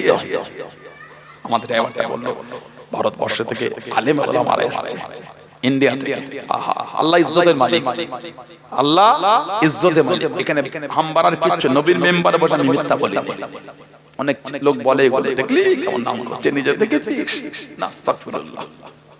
আমার মনের খবর আমার আল্লাহ জানে। আমি যদি মিথ্যা বলি, আপনার আল্লাহকে ভয় আছে, আমার ভয় নেই, আমার ভয় আছে। এগুলো আলেম ওলামাদের সামনে বলতে হয় না, চিটিংবাজদের সামনে বলতে হয়। বক্তা কিছু কি তাদের চিটিংবাজ বলতে হয়, ওরা ওয়াজ করে না। ওরা আজ সমাজে নোংরামি করতে আসে। ওয়াজ হলে আবার হাততালি পড়ে। আল্লামা রুহুল আমিন রাহমাতুল্লাহ আলাইহি ফতোয়া আমিনিয়াটা খুলে দেখবে, হাততালি দিলে তার গুনাহটা ওয়াজের মজলিসে হাততালি হয়। এখন তো আবার দুদিন করে জলসা হচ্ছে। সেদিনকার নেটে ভিডিওকে পাঠালো, দেখলাম প্রথম দিন গজল হচ্ছে, সামনে আপনারা বসে আছেন সামিন, এগুলো ছেলে না, সব বয়স্কা মহিলা বসে আছে। বাড়ির মেয়ে, বাড়ির বউ, বুড়ি সব বসে এইভাবে বসে আছে। আল্লাহ লানাত তোমাদের উপরে, ওই জলসা কমিটির উপর লানাত, যারা ওভাবে গজল গাইছে ওদের উপর লানাত, যারা বসে ওদের উপর লানাত। বুঝতে পারলেন? দুদিন জলসা হয়, প্রথম দিন গজল, আর এই সব মেয়েরা এই ছেলেদের জায়গায় প্রথম দিন বসে মনটা ভরিয়ে নিচ্ছে। এই কাতারতে বসে বলুন নাউযুবিল্লাহ, বলুন আস্তাগফিরুল্লাহ। জলসা দেয়া হচ্ছে এটা সওয়াবের আশায়, আল্লাহ যেন কবুল করে আখিরাতে ভালো দেখে নাজাত দেয়। তুমি তো গুনাহ কিনে ফেললে। বলুন হুজুর গজল দিয়ে মানা করছেন না? বলেন মেয়েরা গজল না বললেই হলো, দেন গজল দেন। নোংরামি গানে নকল না হলেই হলো, দেন না। মেয়েরা পর্দার আলো থাকবে। আজকেও তো মেয়েরা অশান্তি শোনে না, পর্দালে বসে আছে, এখানেই বসতে হবে। এটা কোথা থেকে শিখেছে? কথা ঠিক না ভুল বলছি? এই গুরুত্ব জলসা মাহফিলের গুরুত্ব নষ্ট হয়ে যাচ্ছে। ওদের মাহফিলের যে শান শৌকত, যে গুরুত্ব, রতবা, ইজ্জত, মাকাম, ওগুলো আস্তে আস্তে আমাদের কাছে তলানিতে পৌঁছে গিয়েছে। জলসাটা হলো একটা আবেগ, জলসা হলো ভালোবাসা, জলসা হলো তওবা করার জায়গা। এগুলোতে এসে যদি মানুষ হারাম কাজ করে ঘরে যায়, আর তওবা কোথা করবে? আল্লাহ কমিটিতে এগুলো বোঝার তৌফিক দেন, আল্লাহুম্মা আমিন। অনেক গ্রামে যে কমিটির দোষ দেয়, গ্রামের লোককে সক্রিয় হতে হয়। দোকান বসানো হলে ঝামেলা, কিছু কিছু গ্রামের লোক একটু হামবারা, এই আমাদের তোর কি আছে করে দিবে না, উচিত না।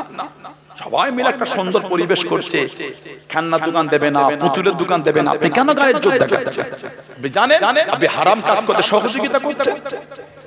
কথা ঠিক না ভুল বলছি?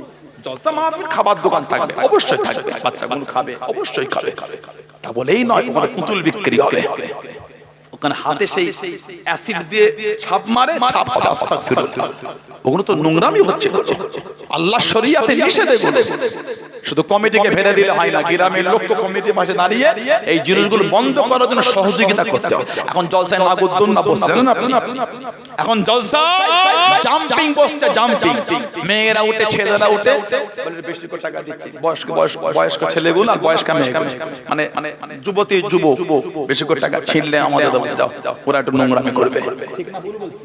বেশি করে টাকা দিল, জাম্পিং। আল্লাহ লানাত তোমাদের উপরে। মজাক হচ্ছে বল জলসা মাহফিল, লোকের আবেগে গুলো তওবা করে এখানে বসে খালেস দিলে তওবা, আল্লাহ ভালো করেছে, maaf করে দাও। ওলি আল্লাহদের জীবনী শুনবে, সাহাবাদের জীবনী শুনলে লোক পাগল হয়ে কাঁদবে এখানে বসে। ওকে নোংরামি। ওই জন্য তো ওয়াজের নূর আমরা পাচ্ছি না। বিনা উজুতে আলেমটা ওয়াজ করছে, বিনা উজুতে ওয়াজ শুনছে। বিনা উজুতে বক্তা ওয়াজ করলে ওয়াজের নূর হয়, ওয়াজের তাসির হবে না। বিনা উজুতে ওয়াজ করলে ওয়াজটা অন্তরে গিরবে না। আমাকে উজু করে ওয়াজ করতে হবে, আপনাকে উজু করে ওয়াজ শুনতে হবে।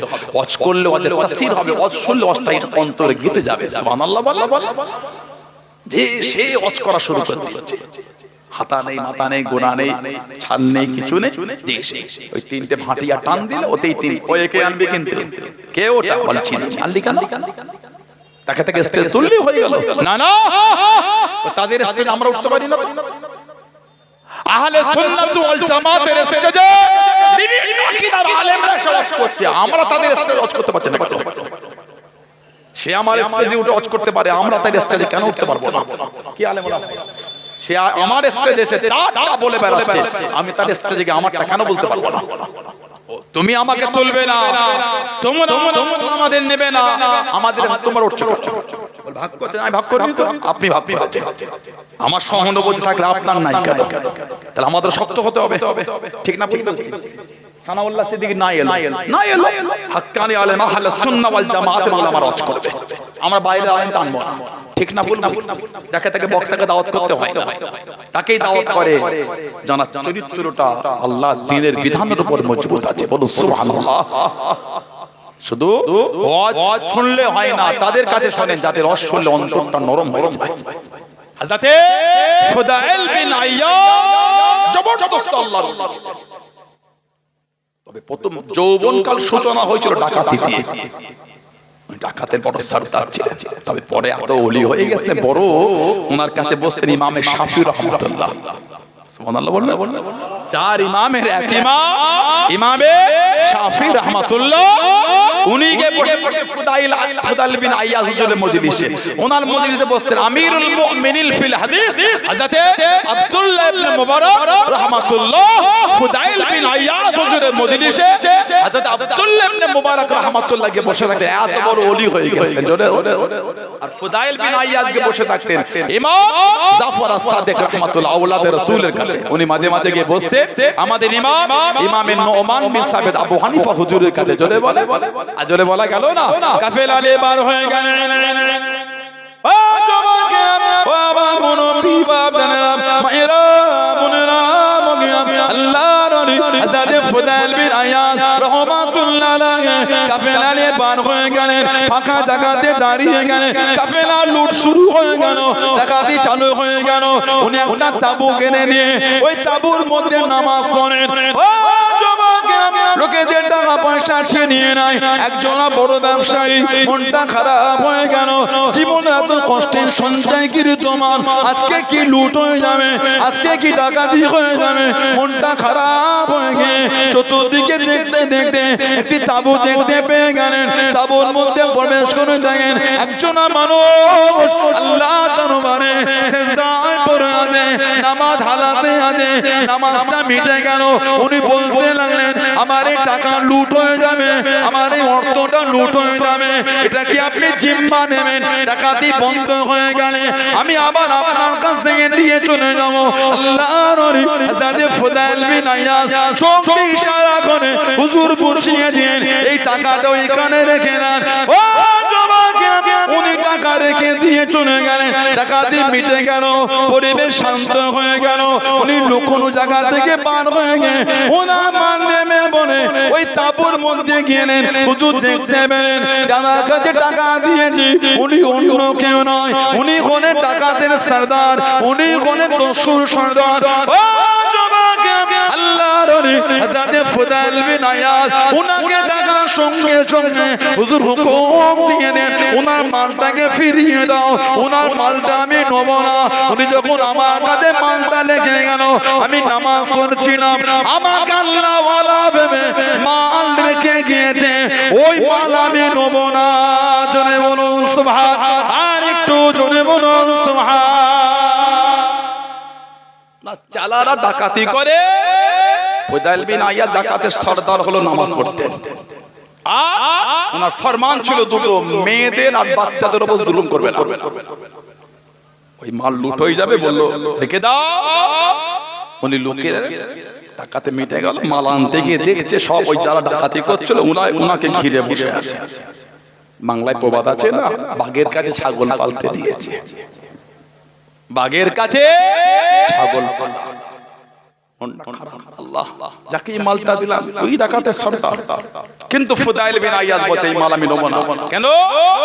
উনি আমাকে আল্লাহওয়ালা মনে করে মাল জিম্মায় দিয়েছে। আহা, বলেন না সুবহানাল্লাহ। মাল ফিরিয়ে দাও। ওই একটা তওবার নূর ওনার অন্তরে চলে এলো। আর একটা বর্ণনা, বড় কাফেলা আশ্রয় নিচ্ছে একটা জায়গাতে, এই পাঁচির ডিঙ্গে ঢুকেছে ডাকাতি হবে, সব ঘুমন্ত অবস্থায় ওর মধ্যে একটা হাফেজ ছিলেন, তেলাওয়াত করছে কোরআন শরীফ। কোরআন শরীফ সূরা হাদীদের 16 নম্বর আয়াত তেলাওয়াত করেছে। কোরআন শরীফ সূরা হাদীদ 16 নম্বর আয়াত, ওই আয়াতটা ওনার অন্তরে ধাক্কা লাগলো। এখনো কি ঈমানদারদের সময় হলো না? আল্লাহর উপরে, আল্লাহ পাকের নাযিলকৃত বাণীর উপরে তাদের ঈমানটা, মনটাকে ফিরিয়ে আনবে, মজবুত রাখবে। এটা ওনার অন্তরে ধাক্কা লেগে গেল। হাফেজের কাছে গেলেন, আরেকবার তেলাওয়াত করে, আরেকবার তেলাওয়াত করে, কয়েকবার শুনে ওখানে উনি খালেজ দিলে তওবা করে দিলেন। জোরে বলুন না সুবহানাল্লাহ। টুকটুক করে 12 করে ডাকাতি করলেন না। কাফেলায় গিয়ে বললেন, তোমরা ডাকাতের সর্দার খুঁজে দাও, আমি আজ থেকে তোমাদের সর্দার নাই, অন্য সর্দার দেখে নাও, আমি তওবা করে দিয়েছি। ওনার দলের লোকেরা বললেন, ডাকাতি করেছি একসাথে, তওবা একা করলে হবে না, ডাকাতি যেমন একসাথে করেছি তওবাটাও একসাথেই হবে। চলে বলে, আর চলে বলা গেল না, গোটা কাফেলায় তওবা করে বল আলহামদুলিল্লাহ। হুজুর কিন্তু রাস্তায় ঘুরতেন, এখানে চুরি করতেন, লোক তাবু গেড়ে রাখতেন রাত্রি। তৎকালীন সময় মানে তিজারত ব্যবসার জন্য এটাই বিধান ছিল, ঘোড়ার পিঠে, উটের পিঠে অর্থ কোনো কাছে ক্যারি করতে হতো। এখন তো phone pay, Google pay, Paytm, বিভিন্ন অনলাইন ট্রানজাকশন, এখন টাকা নিতে হয় না। ফোন চুরি হলো অসুবিধা নাই। ও কেন পাসপোর্ট মানে পিন কোড জানেন না, পিন জানেন না, টাকা ট্রান্সফার করবে কি করে? তখন অর্থকে কাছে ক্যারি করতে হতো, মাল নিয়ে ব্যবসা করতে হতো। ফুদাইল বিন আইয়াজ হুজুর ওই কাফেলায় থাকতে একে অপর বলতে, এই এরিয়াটা ফুদাইল বিন আইয়াজ, রাত শেষ হবার আগে চলে চলো, একটাও মাল পাবে না। আর ওর মধ্যে হুজুর বসে থাকতেন, চোখ দিয়ে টপ টপ করে পানি পড়তো। তওবা করার পরে সব ভোলা মিটে গেল, টুক টুক টুক টুক করে দাঁড়িয়ে হাতটা তুলে বলতেন, আমি ফুদাইল বিন আইয়াজ। আহা, বলেন না সুবহানাল্লাহ। আমি চুরি করি না, আমি এখন তওবা করে নিয়েছি। আর আপনারা থাকেন নির্দ্বিধায়, কেউ আপনাদের মাল লুট করবে না, আমি খালেজ দিলে তওবা করে নিয়েছি। জোরে বলবেন না? আর ভালোবাসা বলা গেল না, এত বড় আল্লাহর ওলি হয়ে গেল, সব মাল ফিরিয়ে দেয়। ফুদাইল বিন আইয়াজ রাহমাতুল্লাহ শেষ জীবনটা মক্কা শরীফে কাটিয়েছিলেন, নামাজ হালাতে ইন্তেকাল হয়ে গেছে। উনি নামাজ অবস্থায় আল্লাহর দরবারে পিয়ারা হয়ে গেছেন। ফুদাইল বিন আইয়াজ রাহমাতুল্লাহ সব মাল ফিরিয়ে দেন। এক ইহুদির মাল বাকি ছিল। ইহুদিকে বললেন, আমাকে চিনতে পেরেছেন কে? অমুক দিন আপনার ডাকাতি হয়েছে। হ্যাঁ হ্যাঁ, আমি সেই ফুদাইল বিন আইয়াজ যে আপনার ডাকাতি করেছিল। ও তো ভাই আবার কি মনে করে? না, আমি এখন তওবা করে দিয়েছি, এর মাপ চাইতে এসেছি। বলুন না সুবহানাল্লাহ। আমি আপনার কাছে মাপ চাইতে এসেছি। আহা, এমনি ওলি হয় না তা না। জীবনে কত লোকের গাছের ডাব চুরি করে খেয়েছো আর আম চুরি করে খেয়েছো। জীবনে কত লোকের ডাব, আম, কাঁঠাল গ্রামে ধুলিস্যাৎ করে ফেলেছে। ইন্তেকালে লাগে তওবা করে নেবেন। আমটা 5 টাকার হতে পারে, হিসাব কিন্তু ভারী পড়ে যাবে। যা ভাবছেন তা নয়। লোকের কাছে ডাব চুরি করে কাঁদি ময়দান ফাঁকা করে ফেলেছে। ডাবটা 50 টাকা দাম হতে পারে, হিসাব কিন্তু ভারী পড়ে যাবে। আল্লাহ পাক যদি চান একটা ডাব চুরি করার জন্য 5 কোটি বছর জাহান্নামে দিতে পারে। আপনি যা ভাবছেন তা নয়। বিচার যদি আল্লাহ নাই, পালাবার কারণ ক্ষমতা। যারা করেছে লুকিয়ে লুকিয়ে মাপ চাইবে, আর যাদের কাছে ডাব আম খেয়েছে মাপ চাইলে মাফ করে দেবে। একটা ডাবলি বড় লোক, অনেক লোকের ইগো, তুই তাহলে এগুলো করেছিস, দাঁড়া কালকে বিচার ডাকছি, টাওয়ালে মিলে এগুলো উচিত। আপনি মন খুশি মনে মাফ করলে আল্লাহ আপনার আখিরাতের গুনাহগুলি মাফ করে, আল্লাহ আখিরাত আল্লাহ আপনাকে খুশি মনে আল্লাহ ভালোবেসে জান্নাত দিয়ে দেবে। জোরে বলবেন না? আল্লাহ পাক মেহেরবানি করে আপনার উপরে, যে অন্যের আয়েবগুলোকে লুকিয়ে নেয়, আল্লাহ তার আয়েব লুকিয়ে দেয়। সুবহানাল্লাহ বলবেন না? যে অন্যকে ক্ষমা করে আল্লাহ পাক তাকে maaf করে দেন। জোরে বলে হুদাইল বিন আইয়াজ ইহুদিকে কি বলে maaf করে দাও, তোমার আমি এই মাল নিয়েছি। উনি বললেন না, maaf যদি চাও তাহলে মাল ফিরিয়ে দাও। উনি বলেন আমার কাছে নিঃস্ব হয়ে গেছে, আর কিছু না। তা তো হয় না। তাহলে কি হবে? আমার বাড়িতে ঘোড়া আছে, ঘোড়ার খাবার দেবার জন্য তোমাকে কাজ করতে হবে। তাই করে 3 থেকে 4 দিন কাজ করে ঘোড়াকে খাবার দিয়েছে। একদিন ওই ইহুদি, উনি আলেম ছিলেন, আসমানি তাওরাতের আলেম ছিলেন। উনি একটা পাত্রে কিছু ময়লা মাটি পাথর দিয়ে চাপা দিয়ে রেখেছে। ফুদাইল বিন আইয়াজ হুজুর এলে ওনাকে বললেন ওটা একটু এনে দাও তো। এনেছে, ইহুদি খুলে দেখছে ওটা আল্লাহ পাক স্বর্ণয় পরিণত করে দিয়েছে। যারা বলবেন না সুবহানাল্লাহ। ইহুদি বললেন তোমার তওবাটা হলো খাঁটি তওবা, আমি হলাম তাওরাতের হাফেজ আলেম, আমি পড়েছি মুসলমানরা যদি খালেস দিলে তওবা করে আল্লাহ তাদের জন্য মাটিকে আল্লাহ সোনা করে দেবে। তুমি খালেস দিলে তওবা, এই তওবা পরীক্ষার জন্য তোমাকে রেখেছিলাম। maaf করতে পারে শর্ত এত, কি শর্ত? আমাকে ঈমানে কালিমা পড়িয়ে মুসলমান বানাতে হবে। জোরে বলুন না সুবহানাল্লাহ। আরেকটু জোরে বলা গেল না? তাদের জীবনে দেখেন কিভাবে জীবন পাল্টেছে। জীবন পাল্টেছে আল্লাহর ওলি হযরত জুনায়েদ বাগদাদী রাহমাতুল্লাহ আলাইহি।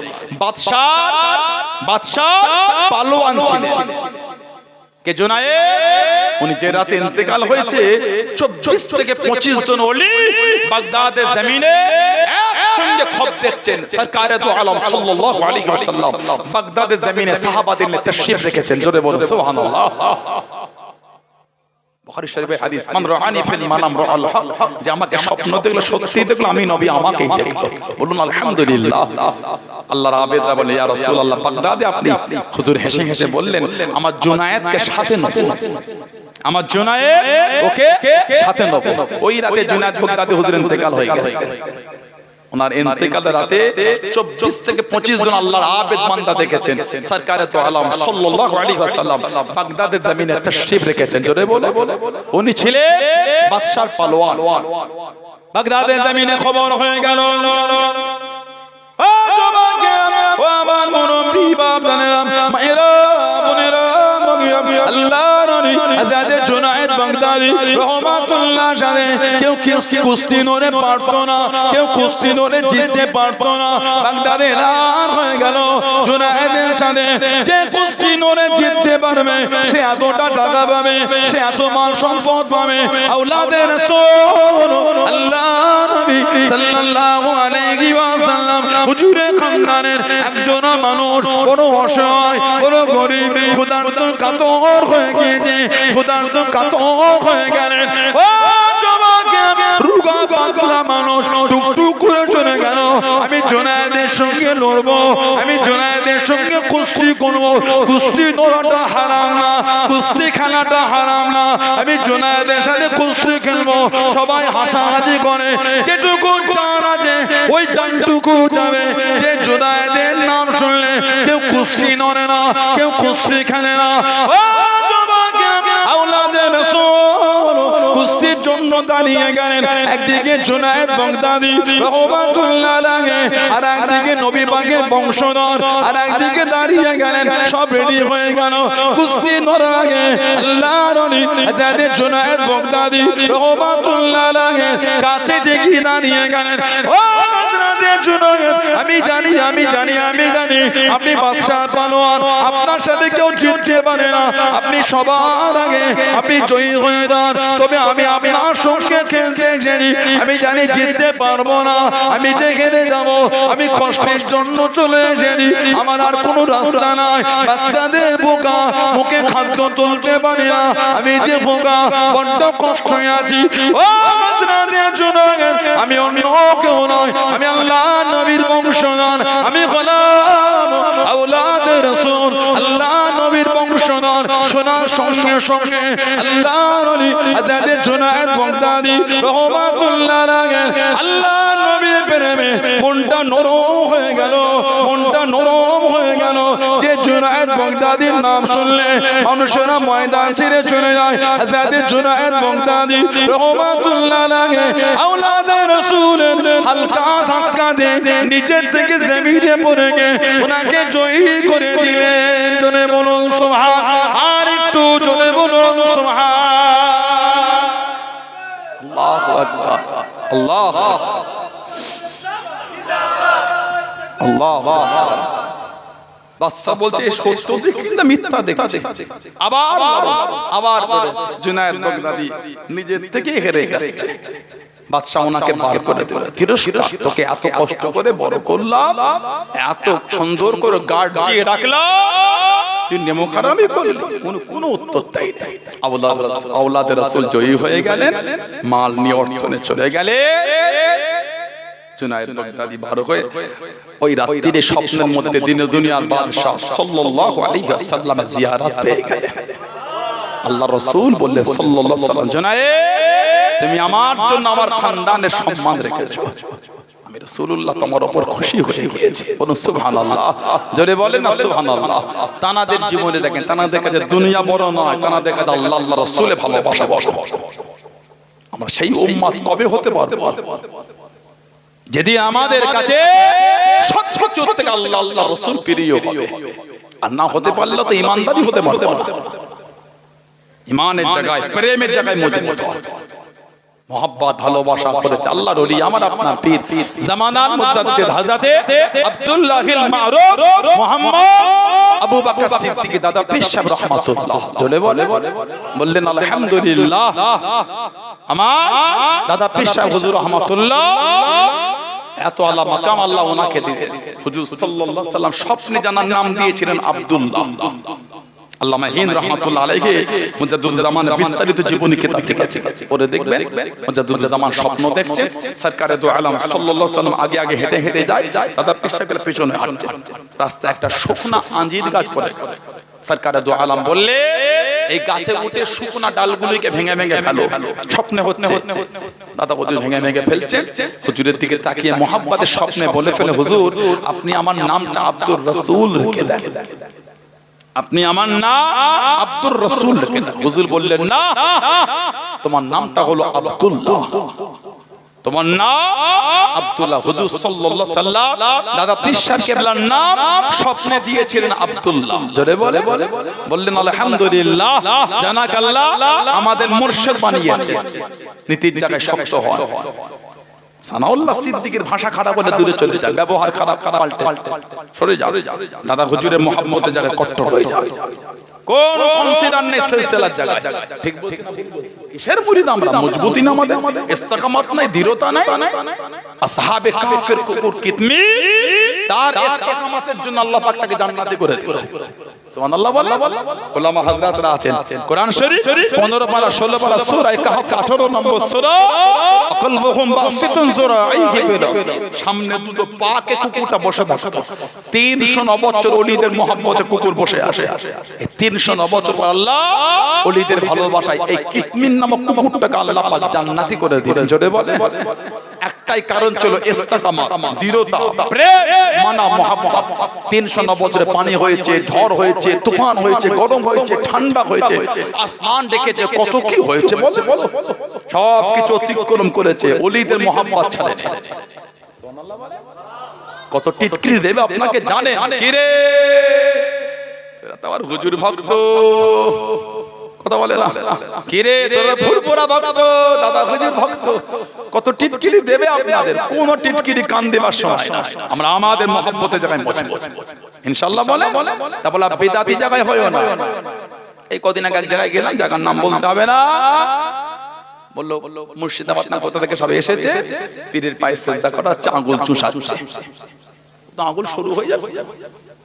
কথা বলে না আমাদের বাড়ি একটা বাচ্চা ছোটবেলায় বুড়া আঙ্গুল গালে দেয় মুখে দেয় না হ্যাঁ মুখে দেয় না এই বাচ্চাদের আঙ্গুলগুলো দেখবেন সাদা সাদা হয়ে আছে কেন বলেন সবসময় ভিজিয়ে রেখেছে আর অন্য আঙ্গুল দেখবেন সরু হয়ে গেছে আবার আপনি ট্রাই করতে জানেন না বড় বয়সে অভ্যাস হয়ে গেলে কঠিন অবস্থা হয়ে যাবে মানুষ হলো অভ্যাসের দাস অভ্যাস করতে যে হুজুর বলে চেক করে দেখি অভ্যাস করো না এই হুজুরের আগুন চুষাচ্ছ হুজুরের আগুন তো শুরু হয়ে যাবে কদিন পরে পাঁচটার মধ্যে চারটে আছে একটা গায়ে মানে মুরিদ চুষে চুষে গায়েব করে ফেলছে কিছুদিন পরে পাঁচটাই না খালি পাঁচ আগুন কি হলো বলে পীরের তাবারক মুরিদ নিয়ে চলে গেছে নাউজুবিল্লাহ বলে এগুলো সমাজে চলছে এই বাতিলদের বিরুদ্ধে ওয়াহাবি ওয়াহাবিয়াতের বিরুদ্ধে মুজাদ্দিদুজ জামান তার সঙ্গে কঠিন ভাবে হুজুর চালিয়েছিলেন। কথা ঠিক না ভুল বলছি? পাঁচ হুজুর সেই ধারায় চালিয়েছে, খলিফা হযরতরা চালিয়েছে। আজও সেই ধারা তার আওলাদ খলিফাদের আওলাদ সালসালা আলেম ওলামা ওই নীতিতে মজবুত আজও চালাচ্ছে। প্রয়োজন হলে আবার ময়দানে নেবে, আবার আমরা এই বেদাতীদের বিরুদ্ধে ওয়াহাবিদের বিরুদ্ধে ইনশাআল্লাহ আবার সংগ্রাম তৈরি করব। বলুন ইনশাআল্লাহ, জোরে বলে ইনশাআল্লাহ। কোন কনসিডারে যাই আমরা আমাদের প্রেমের জায়গায় মজবুত। কথা ঠিক না ভুল বলছি? লা হাওলা ওয়ালা কুওয়াতা ইল্লা বিল্লাহ। কি শুরু হয়ে গেল? তবে মুজাদ্দিদুজ জামান বলেছেন, আমার ভয় হয় আমার মরণের পরে আমার আওলাদদের মধ্যে কেউ কিছু জানুক আর না জানো, তারা যেন আমার এই গুলিলে বসে না পড়ে। সাবধান থাকবে। পীরে আওলাদ আলহামদুলিল্লাহ আমার গাল দিবার টাইম মাথায় তুলে লাতার সময় এলেমেলে যে কোনো দূরে রাখবো। শুধু পীরে আওলাদ নাই, কাউকে গাল দেবেন না। কথা বলছেন না? আকীদার বাইরের কথা আমরা মানব না। দুনিয়ার চলার আলাদা জিনিস, আকীদা আলাদা জিনিস। চরিত্র খারাপ, ব্যবহার খারাপ, ওটা তার কবরে বুঝবে। আকীদা জায়গায় মেনে ফেললে ঈমান নষ্ট হয়ে যাবে।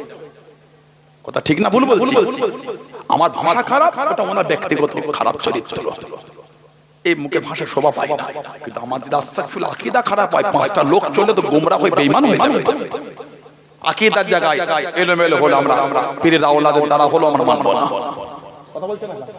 চরিত্রের ব্যবহার দেখা আমার সময় নেই, আমি আকীদাটা আগে দেখব। কথা বুঝতে পারেন? কিছু কিছু আলোচনা হচ্ছে বা চলছে যেগুলো গুমরাহি কথাবার্তা। মুরিদ সাবধান হন। সানাউল্লাহ সিদ্দিকী যেমন গুমরা কথা বলে, আস্তাগফিরুল্লাহ আমার থেকে দূরে সরে যান, মুখটা ফিরিয়ে নেন আমার থেকে। কিসের সানাউল্লাহ সিদ্দিকী? মুজাদ্দিদুজ জামানের লেভেল লাগে দাদা পীরের মেহনতি বাগানে আমি ঘুরবো, আর সিলসিলার বিধানের বাইরে আমি বলবো কিসের সানাউল্লাহ সিদ্দিকী? কথা ঠিক না ভুল বলেছি? কোন কনসিডার নেই আমাদের কাছে। মুজাদ্দিদুজ জামান আগে, সানাউল্লাহ সিদ্দিকী আগে। আমাদের কাছে পাঁচ হুজুর কেবলা আগে, সানাউল্লাহ সিদ্দিকী আগে। আমাদের কাছে ফুরফুরা শরীফের মুরব্বি হুজুর কেবলা আগে, সানাউল্লাহ সিদ্দিকী আগে। কথা ঠিক না ভুল বলেছি? আখিরি জামানা আকীদা জায়গায় কোন কনসিডার চলবে। আমরা আকীদা আহলে সুন্নাত ওয়াল জামাত, এই আকীদা সাহাবাদের আকীদা যা রাসূলুল্লাহ শিখিয়েছেন। এই সিলসিলা রাসূলুল্লাহর সিলসিলা। জোরে বলে, আর কি জোরে বলা গেল না? বলুন আলহামদুলিল্লাহ, জোরে বলুন আলহামদুলিল্লাহ। আমার ভাইয়েরা বাচ্চারা মুজাদ্দিদুজ জামানের মহব্বতের জায়গায় মজবুত। দুটো তিনটে চারটে পাঁচটা পীরজাদা ভিডিও এলোমেলো, এগুলো আমার দেখার সময় নাই। এলোমেলো ভিডিও ঘৃণা করি, ঠিক না? আমি ঘৃণা করি ওগুলোকে। আস্তাগফিরুল্লাহ, কি শুরু হয়ে গেল? তিনটে বক্তার ভিডিও, পাঁচটা নামধারী বক্তার ভিডিও, ওগুলোকে ঘৃণা করি।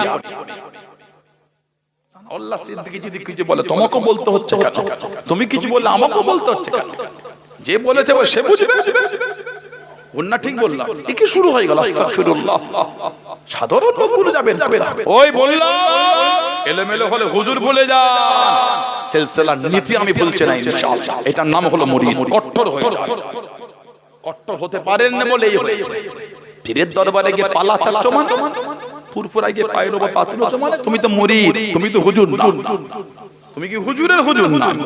তুমি হুজুরের হুজুর হচ্ছে কেন? মুরিদ পীরের কাছে গেলে নিজেকে ছোট ভাবতে হয়। আমি আমার পীরের কাছে এসেছি, নত আদব তামিজ কই গাউসুল আজম বড় পীর রাহমাতুল্লাহ আলাইহি খলিফাদের মধ্যে মুরিদদের মধ্যে ওজিফার কম হলে অত রাগ করতেন, যতটা রাগ করতেন আদবের কম হলে। আদবটা ইসলামের বড় জিনিস। ইবলিসের আমল ছিল, আদব ছিল। আবা ওয়াস্তাকবার ওয়া কানা মিনাল কাফিরিন, কাফেরদের দলভুক্ত হয়ে গেছে। কাফেরদের দলভুক্ত কেন? আদব মজবুত মুরিদ ফুরফুরা শরীফে গিয়ে হই হই করছে। এই হুজুর কো এই ঘরে গেল, দেখে দাও তো আমি হিজরা থেকে এসেছি, কেন বলবে না? হুজুর কখন গেলে আগে জানতে হয়, কখন ভেতরে গিয়েছে। এই 10 মিনিট আছে, ঠিক আছে একটু শুনিয়ে রাখবেন, আমি একটু বসছি। হুজুর ঠিক আসবে, খাওয়া দাওয়া করে একটু আমি একটু বসলাম। মানে গিয়ে বাজে কই ডেকে দাও, কেন? আমি এসেছি। তুমি কে? হুজুরের হুজুর না, আমি মুরিদ। তো তুমি হুজুরের হুজুর হচ্ছে কেন? হাক্কানি আলেমের কাছে গেলেন, ভিতরে গিয়েছেন, সবর করতে হয়। সবর নেই কেন? তাসাউফের মূল হচ্ছে সবর আর আদব। কই সবর? হযরত আব্দুল্লাহ ইবনে আব্বাস রাদিয়াল্লাহু আনহু হুজুরের নিজের চাচাতো ভাই। হুজুর যেই উটের পিঠে সওয়ার হতেন ওই উটে ওনাকে উঠিয়ে দিতেন। জোরে বল। উলামা ভাইরা আছেন, রাইসুল মুফাসসিরিন হিবরুল উম্মাহ বাহরুল উলুম আব্দুল্লাহ ইবনে আব্বাস, ওনার একজন ভাই ওই উজবেকিস্তানের সামারকান্দে শুয়ে আছে। হুজুরের নিজের চাচাতো ভাই আব্দুল্লাহ ইবনে আব্বাস হুজুরের নিজের ভাই কুসুম বিন আব্বাস রাদিয়াল্লাহু আনহু দিনের দাওয়াত দিতে মধ্য এশিয়া উজবেকিস্তান সামারকান্দ ওনার মাজারটা আমরা গিয়েছিলাম। হুজুরের নিজে চাচা হযরত আব্বাস রাদিয়াল্লাহু আনহু ওই একটা খবর পেলেন যে অমুক সাহাবীর কাছে হুজুরের একটা হাদিস শরীফ আছে। উনি ওই খাওয়া দাওয়া সেরে চলে গেলেন, গিয়ে দেখছেন বাড়ির দরওয়াজা লাগানো। উনি আর ডাকলেন না, চাদরটাকে বাড়ির সামনে করে মাথায় দিয়ে বাড়ির সামনে উনি হেলান দিয়ে দিলেন। মরুভূমির বালু উড়ে উড়ে এসে গা ঢেকে গেছে। উনি যখন বার হলেন দরজা খুলে দিয়েছে হুজুরের চাচাতো ভাই এই হযরত আব্দুল্লাহ ইবনে আব্বাস রাদিয়াল্লাহু আনহু এখানে। জি, কখন এসেছেন? অনেকক্ষণ এসেছেন। ডাকেন না, আমি একটা খবর পেলাম আপনার কাছে নাকি হুজুরের একটা হাদিস শরীফ আছে। জি, ওটা শুনতে এসেছি। না, আপনি বললে তো আমি আপনার বাড়িতে গিয়েই শুনি আসতাম। উনি বললেন না, প্রয়োজন তো আমার, ওইজন্য আমি আপনার দরবারে এসেছি। হুজুরের নিজের চাচার ছেলে অসময় গিয়েছে বলে ডাকেন না, বাড়ির সামনে অপেক্ষা করেছে। আপনার সবর কোথায় গেল? 2 মিনিট হলো না, বলে হুজুরকে এক্ষুনি ডেকে নাও। খাচ্ছে, বলো না আমার না, দেখবে এখন খাওয়া ছেড়ে উঠে চলে আসবে। এখন আদবের খেলা দেখলাম, অত বিয়াদবি হতে পারে, অত আদবের খেলা করতে মারেফা প্রয়োজন হলে 1 মাস হুজুরের দরবার অপেক্ষা করব। 1 মাস কেন? হুজুর একবার আমার দিকে ভালোবাসাতে তাকাবে, এই তাকানোটার জন্য 1 মাস বসে থাকবো আমি। মারেফত বললে মারেফত 6 মাস আদা হুজুর দরবারে ছিলেন। 6 মাস সে নোয়াখালী থেকে খাদেম এসে ওই কাদেমি খান কাছে ফুরপুরা শরীফে সেটা ন হুজুর রহমাতুল্লাহ বসতেন ওই দলিলে 6 মাস খিদমত করেছে। কিছু আলেম উলামা মেহমান দাদা হুজুর তাদের ভাত দিয়েছে, খানা দিয়ে বললেন এই খাদেম সাহেব ওই তাকেতে নুন আছে, নুন মিলহুন, আরবিতে বলা হয় মিলহুন মানে নুন, সল্ট, ইংরেজিতে সল্ট, আরবিতে মিলহুন, এই নুনটা পেরে দাও তো। উনি বলে হুজুর আমি জানি না। এই এতদিন এই দরবারে আছো, নুনের কৌটা জানো না? হুজুর ওই আপনি যখন দরবারে বসে আমি খালি আপনার চেহারার দিকেই তাকিয়ে থাকি। উঠে চলে গেলে হুজুর আমি চোখ বন্ধ করে বসে থাকি, আমি কিছু দেখি না। আবার যখন আসেন আবার আমি আপনাকেই দেখি। আর প্রয়োজন হলে দরবার থেকে গিয়ে কাজায়ে হাজাত খাওয়া দাওয়া গোসল সেরে আবার এসে বসি। হুজুর আমি আপনাকে ছাড়া অন্য কোনো দিকে তাকাই না। জোরে বল। মানা মুরিদ ভালো হয়, মানলে উসুলের জায়গায় মজবুত হয়। মারিফাত এমনি আসে। আল্লামা হিদ রাহমাতুল্লাহ ফুলফুরা শরীফে খালি পায়ে ঘুরতেন। কম বেশি 20-22 হাজার হাদিসের হাফেজ, দরবারে গিয়ে খালি পায়ে হাঁটতেন। বলতে পীরের দরবারে জুতো পরে হাঁটাটা রুহুল আমিনকে বিয়াদবি মনে হয়, ওজন্য খালি পায়ে হাঁটে। জোরে বলে। আমি তো অন্যর জন্য বলিনি, অন্য কমেন্ট গাল দিয়ে তো লাভ নেই। আমি আমার ভালোবাসার লোকেদের জন্য বলেছি। আমি তো আপনার উপর চাপিয়ে দিইনি, আপনি জুলুম মনে করছেন, ঠিক না? ভুল আমরা আদওয়ালা পীরের মধ্যে আমরাও আদওয়ালা, বলুন আলহামদুলিল্লাহ। আমরা আদওয়ালা পীরের মুরিদ, আমরাও আদওয়ালা হব, বলে ইনশাআল্লাহ। আল্লাহ আমাদের সকলকে মারিফাতের নূর, মারিফাতের নিয়ামত আল্লাহ নসিব করে, বলুন আমিন। চলে বলেন আল্লাহুম্মা আমিন। ভাইরা, ছেলেরা, যুবকেরা, মুরব্বিরা, আমি আপনার কাছে বিদায় নেব। আমাদের জানাব সম্মানীয় আমার মেজো ভাইজান হুজুর আসবেন, কথা বুঝলেন? অনেক বছর আগে আপনাদের কাছে এসেছেন ভাইজান, আসবেন, তারপরে হুজুর কেবল আসবেন ইনশাআল্লাহ। কোনো অসুবিধা নেই, এটা হবে, কথা বুঝলেন না? মুজাদ্দিদুজ্জামান দাদা পীর সাহেব রাহমাতুল্লাহ এত আলা মাকাম আল্লাহ হুজুরকে, হুজুর চলে গেলেন রংপুর, যেখানে শহীদ কারামত আলী জনপুরি হুজুর রাহমাতুল্লাহ, যিনি নিজে হাতে করে 2 কোটি মানুষকে ইমানের কালিমা পড়িয়ে মুসলমান করেছিলেন। আর কে জলে বলবেন না? ভালোবাসায় বলা গেল না আল্লাহ পাকের ওলি। ও যুবকেরা, ও আমার মুরব্বি বাপজানেরা, মায়েরা, বোনেরা, আমার আপনার পিতা দাবির রহমাতুল্লাহ আলাইহি রংপুরের জমিনে চলে গেলেন। কাদিয়ানীদের সাথে বাস, কাদিয়ানীদের সাথে বাস, হাজার মানুষ জড়ো হয়ে গেল।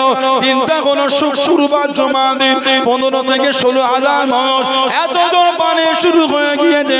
লোকেদের মধ্যে ছন্ন ছাড়া, লোকেদের মধ্যে এলোমেলো। ও যুবকেরা, মুরব্বী বাপ দাদাম আল্লাহ আমার আপনার দাদা আমির মুজাদ্দিদুজ্জামান তানবীহ করে দেন ও বলো তো দেখি পানি হলে কি তোমরা ধান কাটা বন্ধ করে দাও ব্যবসা করা বন্ধ করে দাও হুজুর বিয়াদি মাফ করুন পানি হলে ধান কাটা বন্ধ করে না ব্যবসা করা বন্ধ করে না পানি হলে যখন ধান কাটা বন্ধ করে না ব্যবসা করা বন্ধ করে না ইবাদত কেন বন্ধ হয়ে যাবে তো এখান থেকে যাবে না বিসমিল্লাহ বলে কাঁটা দিয়ে দাও বিসমিল্লাহ বলে কাঁটা দিয়ে দাও সবাই কাঁটা দিয়ে দিল ওই মাঠে জুমার নামাজ হলো পানি কাদা মাঠে জুমার খুতবা শুরু হয়ে গেল আল্লাহ পাকের হুকুমে এত জোর রোদ্র হয়ে গেল ওই মাঠেতে নামাজ হলো একজন মানুষের শরীরে কাদাও লাগে না পানিও লাগে না জনে বলুন সুবহান আর একটু জনে বলুন সুবহান নারে তাকবীর নারে তাকবীর সম্মানীয় ভাইজান হুজুর কিবলা আওলাদে মুজাদ্দিদুজ্জামান সিলসিলায়ে মুজাদ্দিদুজ্জামান সম্মানীয় ভাইজান হুজুর কিবলা নারে তাকবীর